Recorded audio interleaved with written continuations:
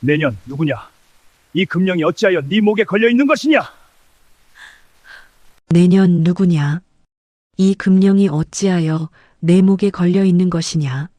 칠흑 같은 어둠이 깔린 귀곡산의 벼랑 끝, 무진의 목소리가 빗줄기를 뚫고 서늘하게 울려 퍼졌습니다.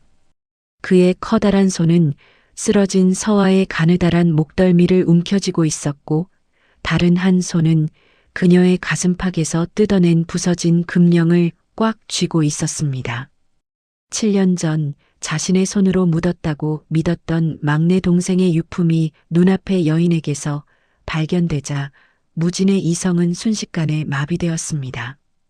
빗물에 젖은 무진의 눈동자에는 짐승 같은 살기가 서려 있었고, 서화는 거친 숨을 몰아쉬며 파르르 떨리는 손으로 무진의 소매자락을 붙잡았습니다. 살려 주십시오.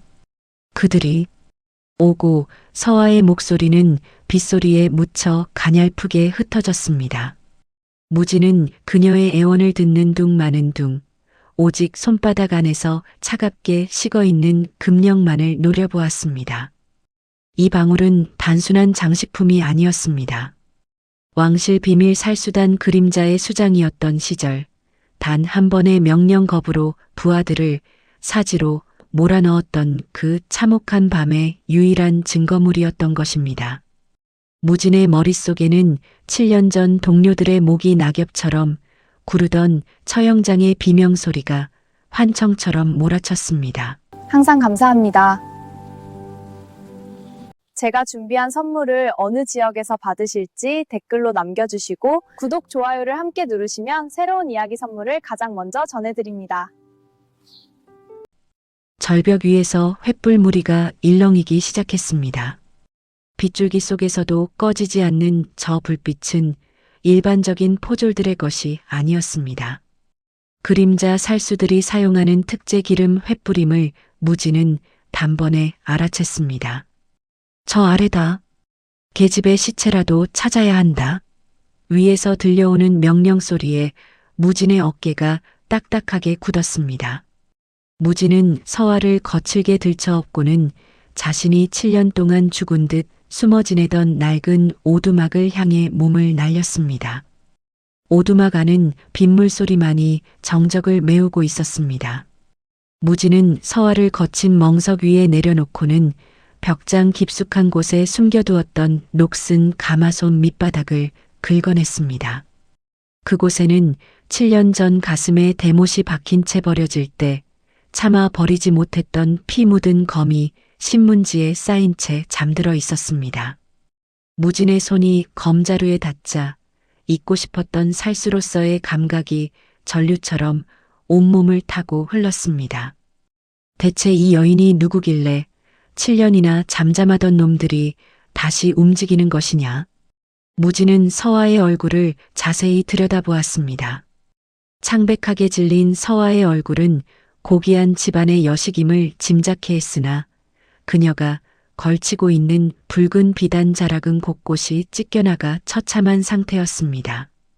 무진은 그녀의 손목에 남겨진 결박의 흔적과 고문으로 인해 터진 입술을 보며 이 사건의 배후에 자신이 겪었던 것보다 더 지독한 음모가 도사리고 있음을 직감하였습니다.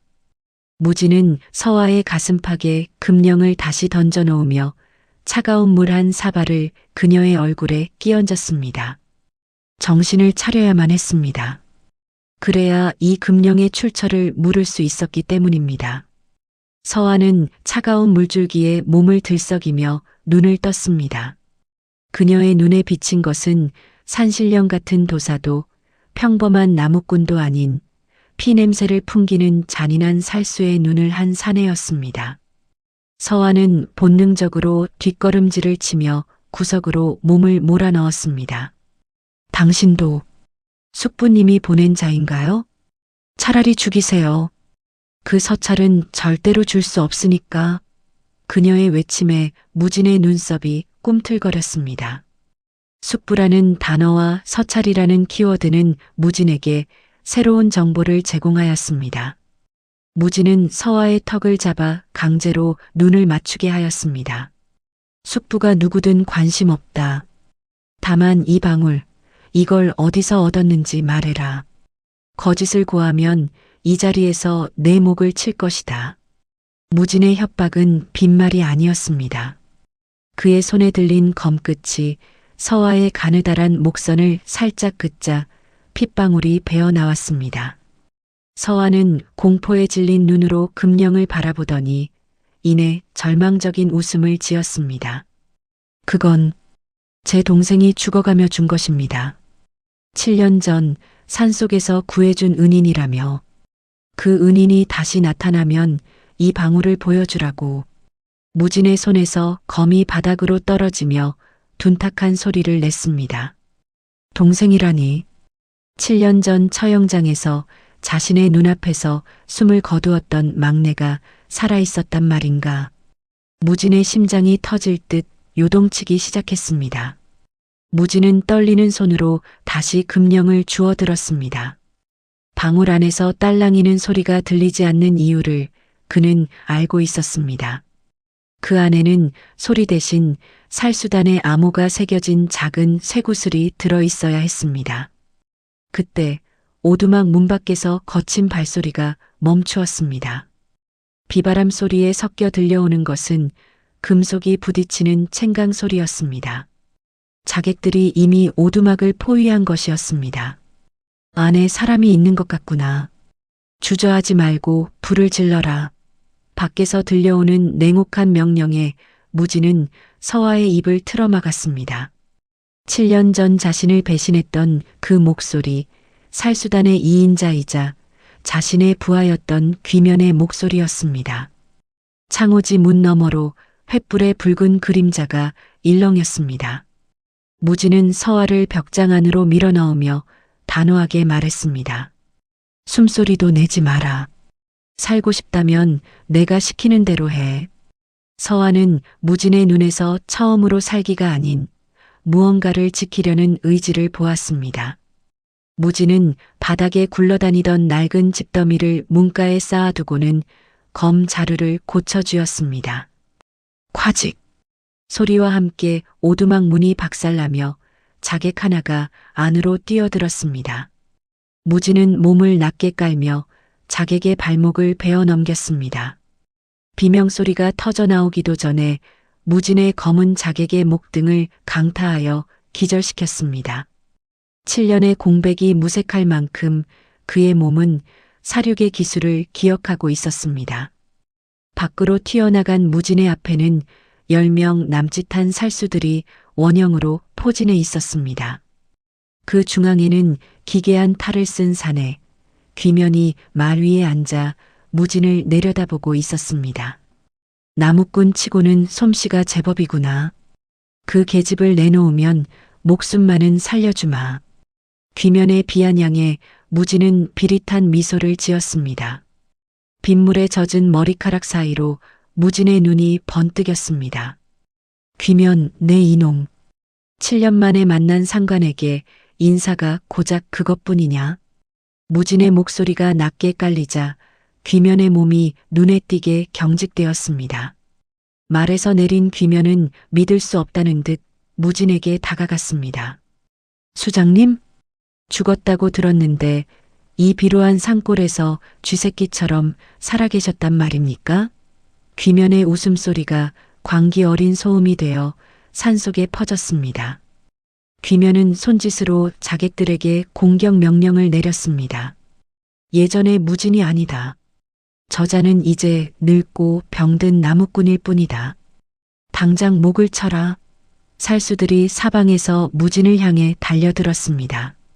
무진은 가슴에 박혔던 대못의 통증을 억누르며 검을 휘둘렀습니다. 검기가 빗줄기를 가르며 자객들의 어깨와 다리를 정확히 타격하였습니다. 무진은 자객들을 상대하면서도 시선은 오두막 암벽장을 향해 있었습니다. 서화가 무사해야만 금령의 진실을 알 수 있었습니다. 하지만 귀면은 무진의 약점을 단번에 파악하였습니다. 그는 무진이 아닌 오두막을 향해 화염병을 던졌습니다. 순식간에 초가 지붕이 불길에 휩싸였습니다. 안 돼. 무진의 절규가 산을 울렸습니다. 불길이 치솟는 오두막 안에서 서화의 비명이 들려왔습니다. 무진은 자신을 가로막는 자객들의 칼날을 몸으로 받아내며 오두막으로 돌진하였습니다. 그의 등 뒤로 귀면의 비열한 웃음소리가 따라붙었습니다. 여전히 계집 하나 때문에 대업을 그르치시는군요, 수장님. 불타는 석가래가 무너져 내리는 찰나 무진은 벽장을 부수고 서화를 품에 안았습니다. 뜨거운 열기 속에서 무진은 서화의 귓가에 속삭였습니다. 절대로 이 손 놓지 마라. 무진은 서화를 안은 채 불길을 뚫고 벼랑 끝으로 달리기 시작했습니다. 뒤에서는 수십 개의 횃불이 짐승의 눈처럼 그들을 쫓고 있었고 벼랑 끝에 선 무진의 앞에는 알 수 없는 어둠만이 가득하였습니다. 꽉 잡아라. 죽고 싶지 않다면. 무진은 서화의 허리를 단단히 감싸 안은 채 망설임 없이 벼랑 아래 넝쿨 너머 어둠 속으로 몸을 날렸습니다. 뒤를 쫓던 귀면의 살수들이 벼랑 끝에 멈춰서서 허공을 향해 칼질을 해댔지만 무진은 이미 익숙한 듯 절벽 중간에 숨겨진 좁은 동굴 입구로 굴러들어갔습니다. 거친 바닥에 몸이 부딪히는 둔탁한 소리와 함께 서화의 짧은 비명이 동굴 안을 울렸고 무진은 신속하게 서화의 입을 틀어막으며 벽에 몸을 밀착시켰습니다. 동굴 밖에서는 자객들이 밧줄을 내리며 수색을 시작하는 소리가 들려왔습니다. 무진은 거칠게 몰아쉬는 숨을 억누르며 품 안에 안긴 서화의 상태를 살폈습니다. 서화는 공포와 추위로 온몸을 사시나무 떨듯 떨고 있었고 그녀의 붉은 비단 옷은 빗물과 진을범벅이 되어 형체를 알아보기 힘들었습니다. 무진은 그녀의 목에 걸린 금령이 바위 부딪히는 소리를 내지 않도록 조심스레 갈무리하며 동굴 더 깊은 곳으로 그녀를 이끌었습니다. 저들이 여기까지 내려오면 어쩌지요? 서화의 떨리는 물음에 무진은 대답 대신 동굴 구석에 쌓아둔 마른 집단 위로 그녀를 앉혔습니다. 이곳은 무진이 만약의 사태를 대비해 7년 동안 조금씩 닦아둔 비상은신처였습니다. 무진은 부싯돌을 쳐 작은 불씨를 피워 올렸습니다.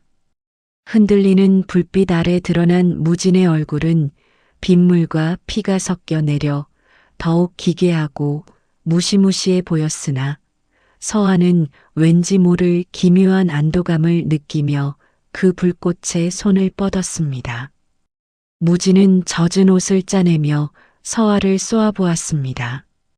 내 숙부라는 자가 누구길래 왕실 살수단까지 움직여 너를 죽이려 드는 것이냐? 단순히 재산 때문이라면 이 정도로 정예병을 보내지는 않았을 터. 무진의 날카로운 질문에 서화는 고개를 떨구었습니다. 그녀의 눈에서 굵은 눈물방울이 툭 떨어져 불꽃 위에서 치익 소리를 내며 사라졌습니다. 서화는 떨리는 입술을 떼며 가문에 닥친 비극을 털어놓기 시작했습니다. 제 아버님은 김진사댁 어른이셨습니다. 하지만 숙부 김판술이 권력에 눈이 멀어 북방 오랑캐와 내통한다는 사실을 아버님이 알아차리셨지요. 숙부는 증거를 없애기 위해 아버님과 어머님을 독살하고 외동딸인 저까지 반역죄로 몰아 없애려 하는 것입니다. 서화의 목소리에는 원통함과 슬픔이 깊게 배어 있었습니다. 북방 오랑캐와 내통이라니 무진의 미간이 깊게 파였습니다. 7년 전 자신이 반역자로 몰렸던 이유도 실은 조정 내의 친오랑캐 세력의 음모 때문이었습니다. 무진은 서화의 가슴에 걸린 금령을 가리켰습니다. 그렇다면 이 금령은 어찌 내 동생에게 전달된 것이냐? 내 동생은 분명 7년 전 내 눈앞에서 무진은 말을 잇지 못하고 주먹을 꽉 쥐었습니다. 서화는 가슴팍에서 금령을 꺼내 보이며 말을 이었습니다. 제 남동생 도준이가 7년 전 산속을 헤매다 죽어갈 때 한 무관 청년이 나타나 동생을 구해주고 이방울을 맡겼다고 했습니다. 나중에 꼭 찾아오겠노라 약속하면서요. 하지만 동생은 숙부의 자객들에게 쫓기다 제 품에서 숨을 거두며 이방울을 건넸습니다. 은인분을 찾으면 꼭 도와달라고 전해달라면서요. 무지는 허탈한 웃음을 지었습니다. 운명에 장난치고는 너무나 잔인했습니다. 7년 전 자신이 목숨을 걸고 살려냈던 그 아이가 결국 자신이 몸담았던 살수단의 손에 죽임을 당했다는 사실이 무진의 심장을 난도질하였습니다. 무진은 차가운 동굴벽에 머리를 기대며 천천히 눈을 감았습니다. 동생이 어딘가에서 살아있기를 바랐던 마지막 한 줄기 희망이 사라지자 그 빈자리에는 거대한 복수심과 들끓는 분노가 차오르기 시작했습니다. 무진은 가슴에 박혔던 대못의 흉터를 움켜쥐며 낮게 의조렸습니다. 이제 더 이상 숨어 지낼 이유가 사라진 것이었습니다. 서화는 무진의 몸에서 뿜어져 나오는 서슬 퍼런 살기에 숨을 들이켜며 그가 쥔 금령을 바라보았습니다. 방울소리는 들리지 않았으나 무진의 심장소리가 동굴 안을 울리는 듯 하였습니다. 동굴 입구 근처에서 바스락거리는 소리와 함께 굵은 밧줄이 절벽을 타고 내려오는 그림자가 비쳤습니다. 무진은 즉시 몸을 일으켜 타오르던 불씨를 발로 비벼 껐습니다. 순식간에 동굴 안은 눅눅한 어둠과 매캐한 연기 냄새로 가득 찼습니다. 서화는 비명을 지르려다 무진의 단단한 손바닥이 입을 막자 억지로 숨을 참았습니다. 무진은 그녀의 귓가에 입술을 바짝 대고 차갑게 속삭였습니다. 쥐새끼들이 구멍을 찾은 모양이다. 내 신호가 있기 전까지는 돌부처처럼 박혀 있어라. 무진의 몸에서 뿜어져 나오는 서늘한 기운이 동굴 내부의 습기마저 얼려버릴 듯 강력하게 뿜어져 나왔습니다. 이 근처에서 연기 냄새가 났다. 분명 이 덩굴 뒤에 구멍이 있을 것이다. 밖에서 들려오는 자객의 외침과 함께 날카로운 칼날이 덩굴을 헤치고 동굴 안으로 쑥 들어왔습니다. 무진은 어둠 속에 완전히 동화된 채 칼날이 파고드는 궤적을 쫓았습니다. 자객의 머리가 동굴 안으로 들이밀어지는 찰나 무진의 손이 번개처럼 뻗어나가 자객의 턱을 낚아챘습니다. 비명 한마디 내뱉지 못한 채 자객의 목뼈가 어긋나는 기괴한 소리가 동굴 벽을 타고 울려 퍼졌습니다. 무진은 시신을 조용히 끌어당겨 구석에 처박고는 놈이 떨어뜨린 단검을 집어들었습니다. 굴 밖에서는 동료의 기척이 사라지자 당황한 기색이 역력한 목소리들이 오갔습니다. 어이 강칠이, 안에 뭐라도 있느냐? 왜 대답이 없어? 무진은 죽은 자객의 옷을 벗겨 대충 뭉친 뒤 동굴 밖으로 힘껏 내던졌습니다. 자객들이 그 물체에 시선이 쏠려 칼을 휘두르는 사이 무진은 동굴 입구 바위틈에 매달려 상체를 밖으로 뻗었습니다. 밧줄에 매달려 있던 또 다른 자객의 복부에 무진의 단검이 깊숙이 박혔습니다. 허공에서 뿜어져 나온 뜨거운 핏줄기가 무진의 얼굴을 적셨으나 그는 눈 하나 깜빡이지 않고 밧줄을 끊어 놈을 천길 낭떠러지 아래로 떨어뜨렸습니다. 절벽 위에서 이 상황을 지켜보던 귀면에 분노 섞인 고함이 들려왔습니다. 무진, 이 비겁한 놈, 구멍 속에 숨어서 부하들을 사냥하는 것이냐? 당장 기어 나오지 못할까? 무지는 동굴 입구에 버티고 서서 위를 향해 낮게 웃음을 흘렸습니다. 귀면 내 놈이 가르친 아이들이 이리도 어설퍼서야 되겠느냐. 7년 전이나 지금이나 내 놈은 아랫사람 사지로 모는 재주밖에 없구나.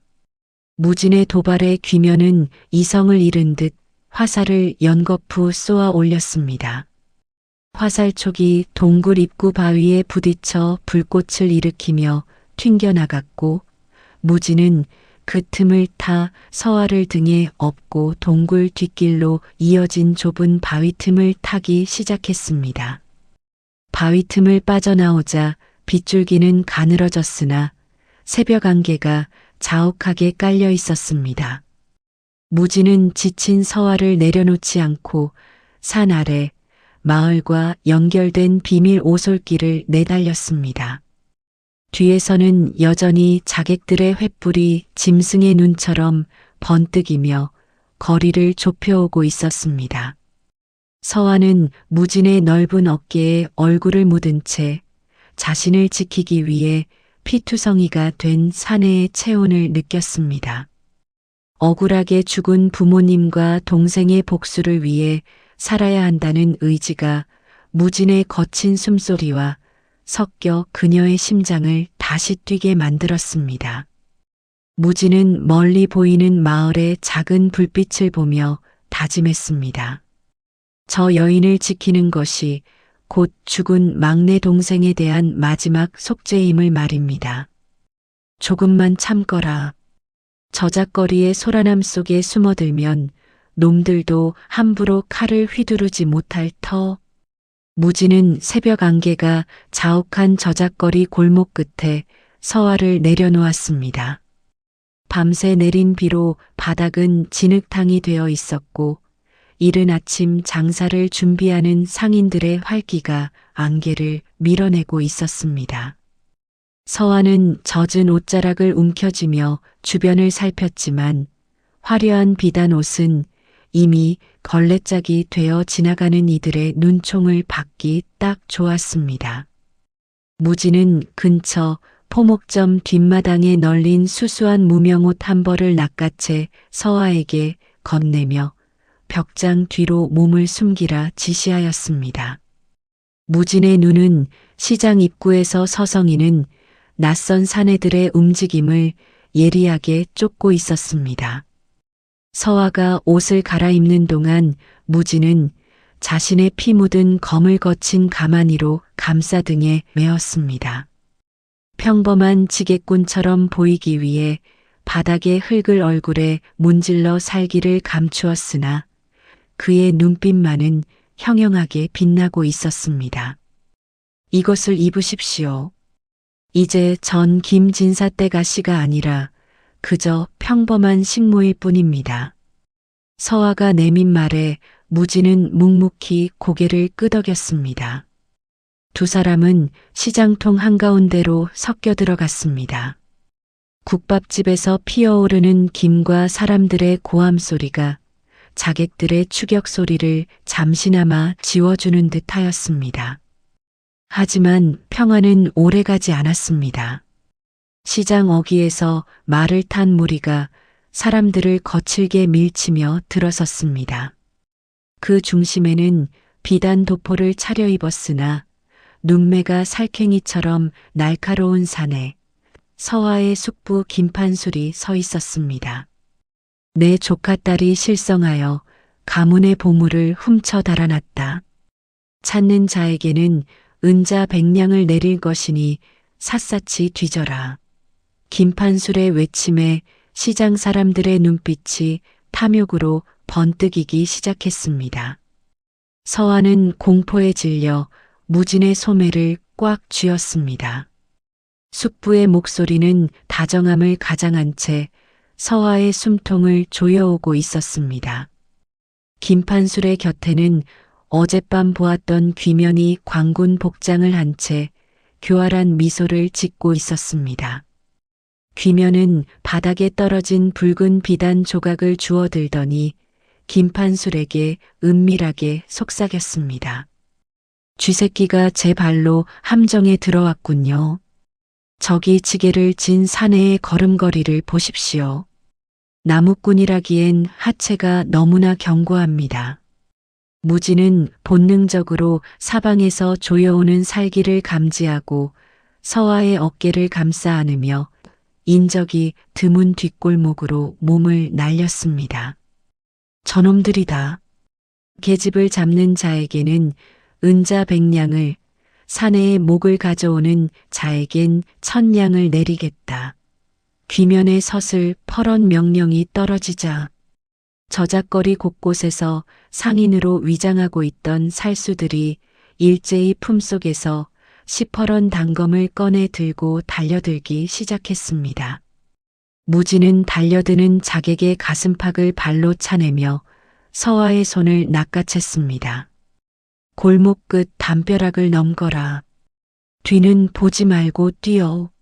무진의 외침과 동시에 서화는 치맛자락을 움켜쥐고 필사적으로 달렸습니다. 등 뒤에서는 상인들의 가판대가 뒤집히고 그릇이 깨지는 소란이 이어졌습니다. 무지는 쫓아오는 자객 3명의 앞길을 가로막으며 지게 작대기를 휘둘렀습니다. 평범한 나무 막대였으나 무진의 손에 들리자 그것은 강철보다 단단한 병기가 되어 자객들의 손목을 정확히 타격하였습니다. 뼈가 으스러지는 소리와 함께 자객들이 비명을 지르며 바닥을 뒹굴었습니다. 무진, 내 이놈. 아직도 그 계집의 목숨에 연연하는 것이냐? 귀면이 말을 몰아 골목 입구까지 들이닥쳤습니다. 말의 앞발이 허공을 가르며 무진을 위협하자 무진은 몸을 낮게 굴러 말의 배 아래를 통과했습니다. 순식간에 말 뒷다리를 걷어차 균형을 무너뜨린 무진은 귀면이 말에서 떨어지는 틈을 타 서화가 넘어간 담벼락으로 도약하였습니다. 귀면은 흙먼지를 뒤집어 쓴 채 일어나 칼을 뽑아들었습니다. 전부 잡아라. 산채로 잡는 자에게 보상을 2배로 올리겠다. 김판술의 탐욕스러운 고함이 골목 전체를 울렸습니다. 담장 너머는 버려진 폐가들이 즐비한 빈민가였습니다. 무지는 숨을 헐떡이는 서화를 이끌고 무너진 초가지 밑바닥으로 몸을 숨겼습니다. 서화의 어깨가 공포로 심하게 떨리고 있었습니다. 무진님, 저 때문에 당신까지 죽게 생겼습니다. 차라리 절 내주시고 당신이라도. 서화의 말에 무지는 그녀의 입술을 거친 손가락으로 막았습니다. 내 동생 도준이가 죽어가며 내게 금령을 맡긴 건 죽으라는 뜻이 아니라 살라는 뜻이었다. 내 목숨은 이미 7년 전에 죽은 것이니 아까울 것 없다. 무진의 눈빛은 흔들림 없이 서화를 안심시켰습니다. 그때 폐가 마당으로 자객들의 발소리가 들려왔습니다. 이 근처다. 피 냄새가 난다. 자객들은 칼끝으로 집더미를 쑤시며 다가왔습니다. 무지는 품속에서 서화의 금령을 꺼내 보았습니다. 소리가 나지 않는 방울 안의 쇠구슬, 그것을 꺼내야만 이 싸움을 끝낼 수 있는 결정적 증거를 확보할 수 있었습니다. 무지는 단검 끝으로 금령의 틈새를 정교하게 벌리기 시작했습니다. 금속이 마찰하는 작은 소리조차 자객들의 귀에는 먹잇감의 소리로 들릴 수 있는 절체절명의 순간이었습니다. 챙강하는 소리와 함께 금령 속에서 검은 빛을 띠는 작은 쇠구슬이 바닥으로 떨어졌습니다. 무진이 그것을 집어들자 쇠구슬 표면에 미세하게 새겨진 글귀들이 보였습니다. 그것은 북방 오랑캐와 김판술이 주고받은 군사 기밀과 뇌물 목록이 적힌 극비 암호문이었습니다. 이것이었군. 김판술이 내 가문을 멸문시키면서까지 찾으려 했던 것이. 무진의 눈에 서늘한 분노가 서렸습니다. 이 구슬만 관가에 전달된다면 김판술의 반역 행위는 천하에 드러날 것이 분명했습니다. 찾았다. 여기 숨어 있었구나. 자객 하나가 썩은 문짝을 발로 차며 안으로 들이닥쳤습니다. 무진은 쇠구슬을 서화의 손바닥에 쥐어주며 그녀를 뒷문으로 밀어냈습니다. 이걸 가지고 관하로 가거라. 사또에게 전하면 모든 진실이 밝혀질 것이다. 무진은 서화가 대답할 틈도 없이 달려드는 자객의 가슴을 검자루로 강타했습니다. 서화는 눈물을 머금고 구슬을 꽉 쥔 채 어둠 속으로 달리기 시작했습니다.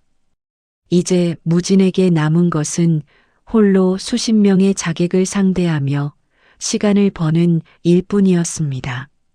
무진은 패가 한가운데 버티고 서서 가마니에 쌓여있던 진검을 뽑았습니다. 7년 만에 온전히 드러난 검날은 달빛조차 삼킬 듯 푸른 광채를 내뿜었습니다. 오너라. 7년 전 처형장에서 못다한 춤을 오늘 여기서 끝내주마. 무진의 선언에 자객들은 주춤하며 거리를 좁혔습니다.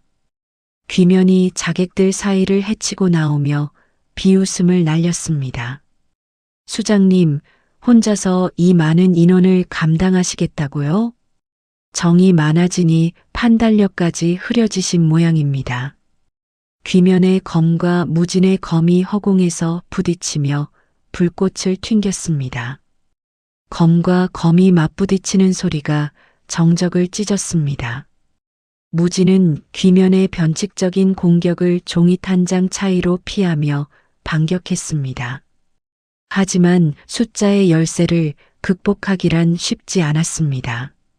자객들이 던진 투검이 무진의 허벅지를 스쳤고 붉은 피가 무명 바지를 적셨습니다. 무진은 통증을 잊은 듯 더욱 사납게 검을 휘둘렀습니다. 그의 검술은 정교한 예술이라기보다는 생존을 위한 처절한 몸부림에 가까웠습니다. 주변의 패가 기둥들이 무진의 검기에 잘려나가며 먼지를 일으켰습니다. 한편 서화는 관할을 향해 달리고 있었으나 시장통 끝자락에서 김판술의 무리에게 가로막혔습니다. 내 조카 딸아, 어딜 그리 급히 가느냐? 내가 가진 그 굿을 이리 내놓거라. 김판술은 인자한 미소를 지었으나 눈은 뱀처럼 차가웠습니다. 서화는 구슬을 뒤로 숨기며 뒷걸음질 쳤습니다. 당신은 인간도 아닙니다. 아버님과 어머님을 죽이고도 무사할 줄 아십니까? 서화의 외침에 김판술은 혀를 차며 손짓했습니다. 죽여라. 구슬만 찾으면 시체는 산에 버려도 좋다. 김판술의 호위병이 서화의 머리채를 잡아채 바닥에 팽개쳤습니다. 서화의 손에서 쇠구슬이 굴러나와 김판술의 신발 코앞에서 멈췄습니다. 김판술이 비릿한 웃음을 지으며 구슬을 집어들려는 순간 멀리서 날카로운 화살한 발이 날아와 그의 소매를 꿰뚫고 땅에 박혔습니다. 누구냐? 김판술이 경악하며 소리쳤습니다. 안개를 뚫고 나타난 것은 무진과 함께 시장에 잠입했던 심부름꾼 판술과 그가 데려온 마을 장정들이었습니다.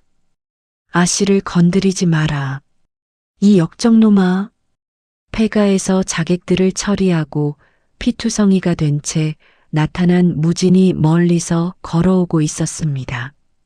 그의 검끝에서는 끊임없이 핏방울이 떨어지고 있었고 눈은 이미 이성을 잃은 귀검의 형상을 하고 있었습니다.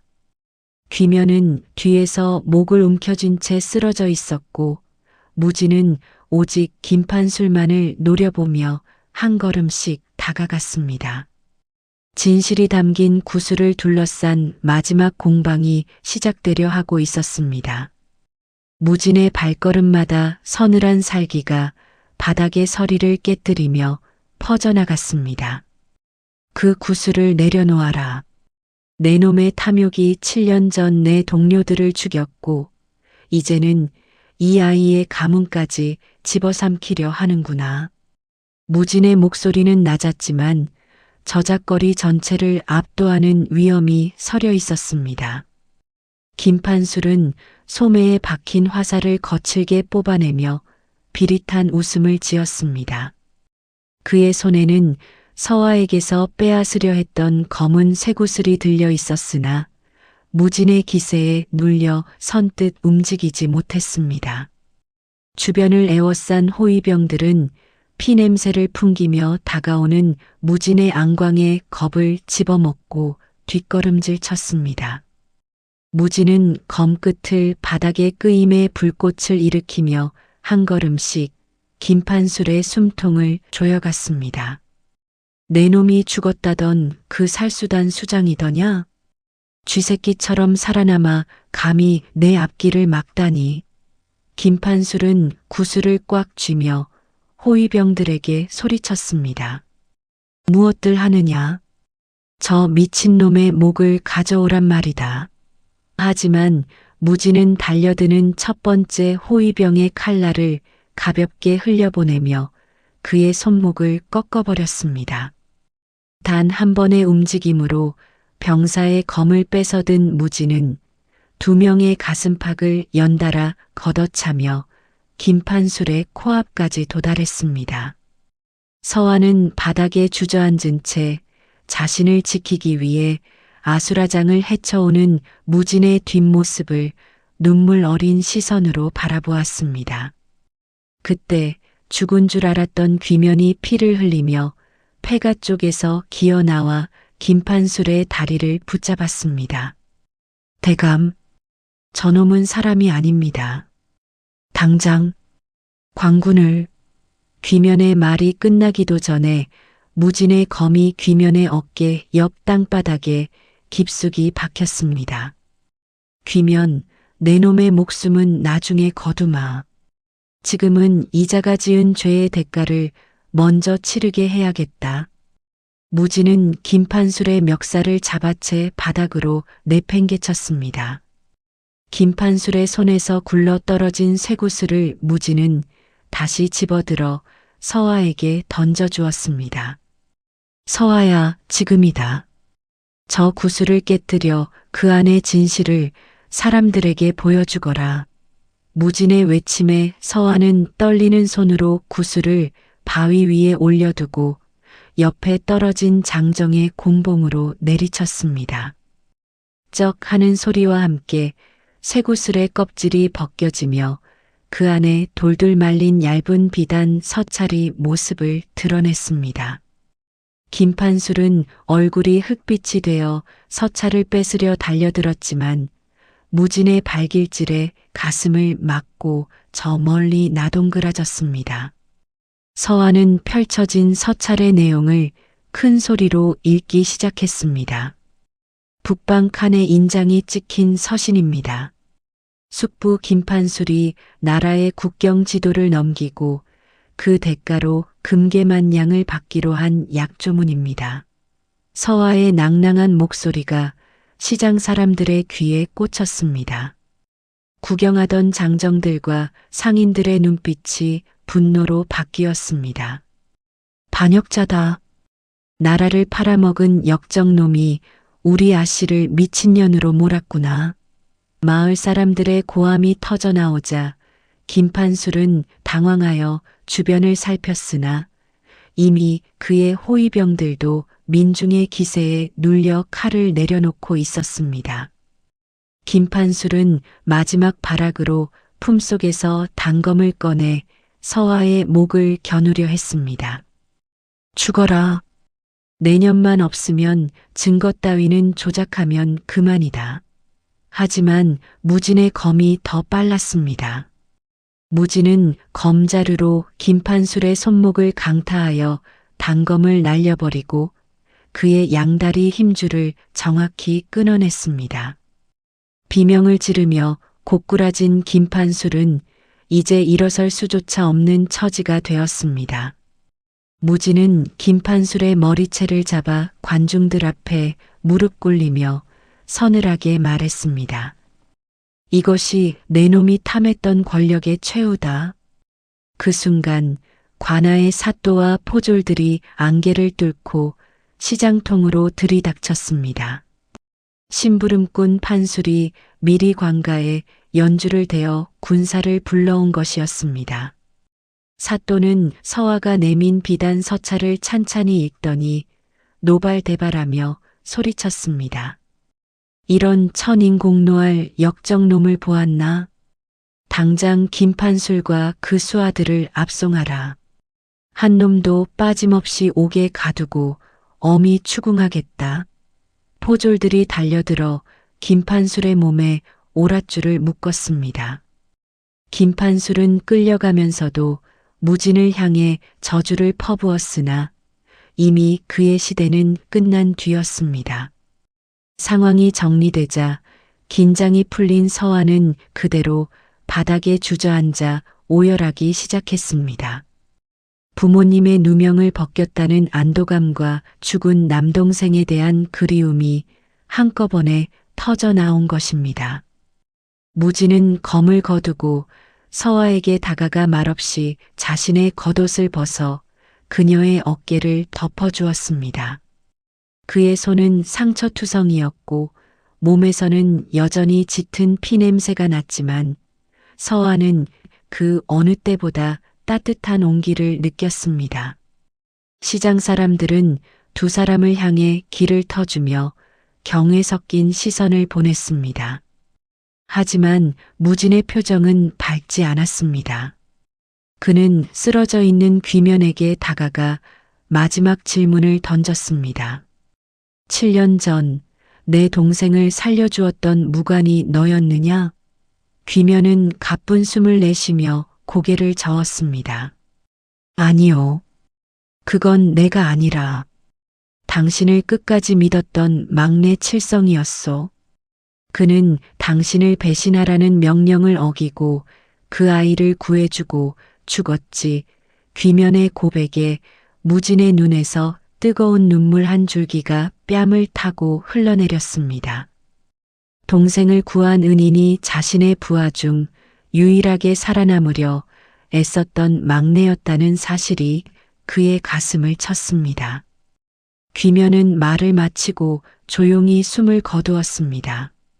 무진은 7년 동안 가슴을 짓누르던 죄책감의 정체를 마주했습니다. 그것은 원망이 아니라 서로를 지키려 했던 절박한 인연의 조각들이었습니다. 무진은 하늘을 우러러보며 길게 한숨을 내뱉었습니다. 빗물은 그쳤으나 하늘에는 먹구름이 걷히고 희미한 햇살이 비치기 시작했습니다. 서화는 무진의 손을 잡으며 조용히 속삭였습니다. 이제 됐습니다, 무진님. 이제 동생도 아버님도 편히 눈 감으실 겁니다. 관아로 압송되는 김판술의 행렬 뒤로 마을 사람들이 돌팔매질을 하며 분풀이를 했습니다. 서화는 가문의 재산을 되찾고 신분을 복권하기 위해 관아로 향해야 했습니다.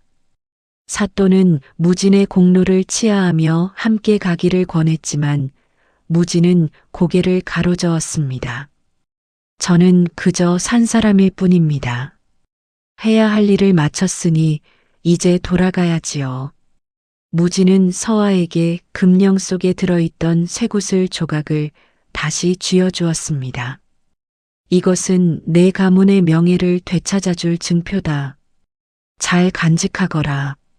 서화는 떠나려는 무진의 소매를 꽉 붙잡았습니다. 이대로 가시면 안 됩니다.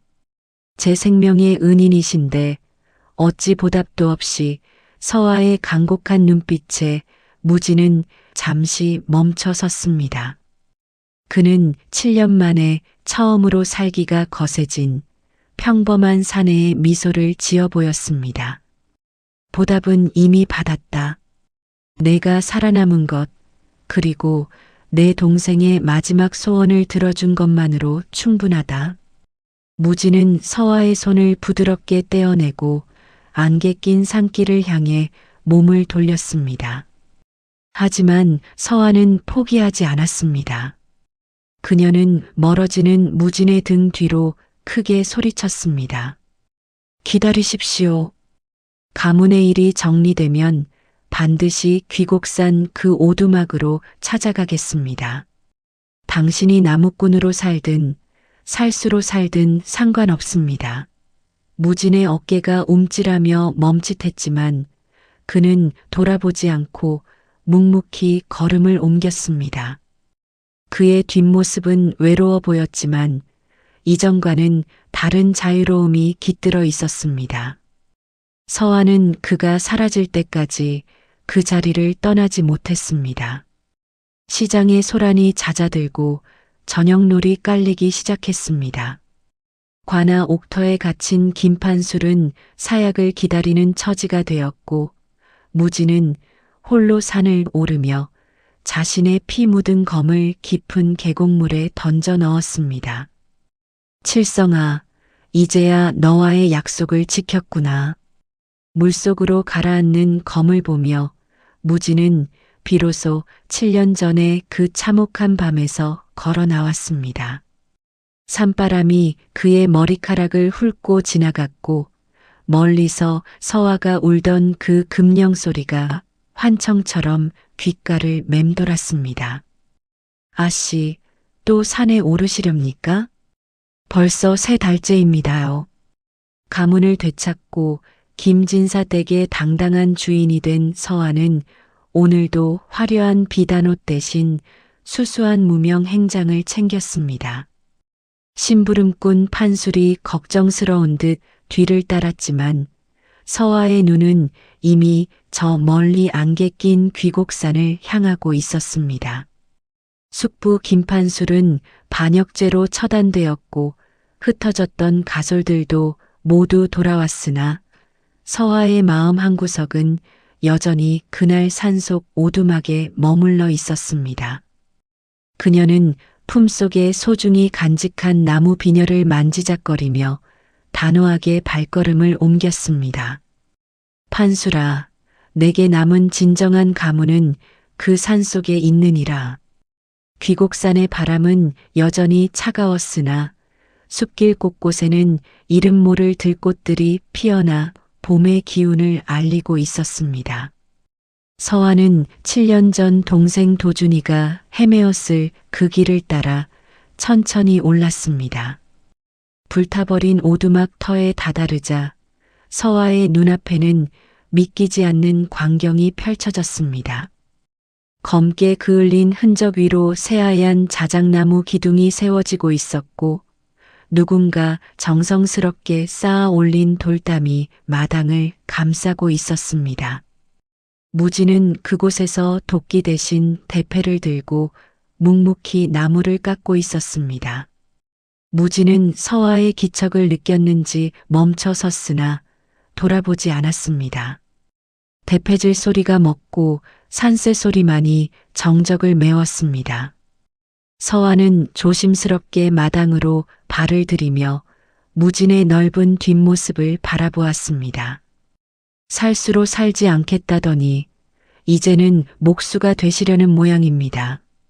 서화의 장난스러운 농담에 무진의 어깨가 움찔거렸습니다. 무진은 천천히 몸을 돌려 서화를 바라보았습니다. 그의 얼굴에는 더 이상 살기 섞인 예리함은 없었으나 세월의 풍파를 견뎌낸 나무처럼 깊고 따뜻한 기운이 서려 있었습니다. 귀한 몸이 이런 누추한 곳까지 어쩐 일이십니까? 무진의 무뚝뚝한 말투는 여전했지만 그의 눈동자에는 반가움이 서려 있었습니다. 서화는 품속에서 금령 대신 직접 지은 따뜻한 버선 한 켤레를 꺼내 놓았습니다. 은혜를 갚으러 왔다고 하면 또 도망치실 것 같아 이번에는 이웃으로 살러 왔습니다. 서화의 폭탄 선언에 무지는 당황한 듯 들고 있던 대패를 떨어뜨렸습니다. 산 아래 가문을 버리고 이 험한 산중에 머물겠다는 서화의 진심은 무진의 굳게 닫힌 마음을 녹이기에 충분했습니다. 두 사람은 새로 지어지는 오두막 툇마루에 나란히 앉아지는 노을을 바라보았습니다. 무진은 그동안 숨겨왔던 동생 도준과의 추억을 하나둘씩 꺼내놓았습니다. 그 아이는 참으로 영특했습니다. 굶주리면서도 제게 나누어줄 산딸기를 품에 숨겨오곤 했지요. 무진의 목소리가 잠기자 서화는 말없이 그의 거친 손을 맞잡았습니다. 피로 물들었던 두 사람의 손이 이제는 서로의 온기를 나누는 유일한 안식처가 되었습니다. 과거의 상처는 흉터로 남았으나 그 흉터 위로 새로운 인연의 꽃이 피어나고 있었습니다. 마을 사람들은 이제 귀곡산에 귀신이 산다는 소문 대신 마음씨 착한 나무꾼 부부가 산다는 이야기를 나누기 시작했습니다. 무진은 마을의 꾸준히 일을 도와주며 사람들과 어울렸고 서화는 산속 약초를 캐어 가난한 이들을 돌보았습니다. 칼을 휘두르던 무진의 손은 이제 아이들의 장난감을 깎아주는 다정한 손이 되었습니다. 권선징악의 결말은 단순히 악인이 벌을 받는 것에 그치지 않고 상처 입은 선인들이 평범한 행복을 되찾는 것으로 완성되었습니다. 어느덧 달이 높이 뜬 밤, 무진은 마당 한 구석에 작은 비석을 세웠습니다. 동생 도준과 자신을 위해 희생했던 막내 살수칠성을 기리는 비석이었습니다. 서화는 비석 앞에 맑은 술 한 잔을 올리며 두 사람의 명복을 빌었습니다. 이제 두 분도 하늘에서 편히 쉬시겠지요. 우리가 행복하게 사는 모습을 보며 웃고 계실 겁니다. 무진은 서화의 어깨를 감싸 안으며 고개를 끄덕였습니다. 원한은 물에 씻겨 내려갔고 오직 남은 것은 살아남은 자들이 가꾸어갈 아름다운 내일뿐이었습니다. 무진은 품 안에서 소중히 간직해온 옷가락지 하나를 꺼내 서화의 손가락에 끼워주었습니다. 살수 시절 전장에서 주운 보잘것없는 물건이지만 내 생에 누군가에게 마음을 주는 것은 이것이 처음이자 마지막일 것이요. 무진의 진심 어린 고백에 서화는 그의 품에 얼굴을 묻었습니다. 7년 전 대못이 박혔던 무진의 가슴은 이제 서화의 사랑으로 온전히 치유되었습니다. 산들바람이 두 사람의 머리카락을 훑고 지나가며 축복하듯 숲의 향기를 전해주었습니다. 마지막 장면은 노을 지는 귀곡산 오두막의 풍경으로 마무리되었습니다. 굴뚝에서는 따뜻한 밥 짓는 연기가 피어오르고 무진이 직접 깎은 나무 비녀를 머리에 꽂은 서화가 마당에서 무진을 기다리는 모습은 한 폭의 그림과 같았습니다. 시청자들의 가슴 속에 진정한 힘은 사랑하는 이를 지키는 평범한 일상에 있다는 메시지를 남기며 이야기는 끝을 맺습니다. 7년의 침묵을 깨고 피어난 인연은 그렇게 영원한 평화를 약속하며 산속 깊은 곳으로 스며들었습니다. 칼로 얻은 권력은 모래성 같으나 진심으로 맺은 인연은 산처럼 무겁고 깊습니다. 마당 나뭇가지에 걸린 소리나지 않는 금령이 바람에 흔들리며 이제는 죽음의 신호가 아닌 평화의 상징으로 남은 모습에서 여러분이라면 과거를 숨긴 사내를 위해 모든 신분을 버리고 산으로 가실 수 있나요? 복수보다 더 힘든 것이 용서와 새로운 시작이라는데 무진의 선택이 공감되시나요? 가슴속에 묻어둔 소중한 사람을 떠올리게 하는 장면이 있었다면 댓글로 나누어 주세요. 구독, 좋아요를 함께 누르시면 새로운 이야기 선물을 가장 먼저 전해드립니다.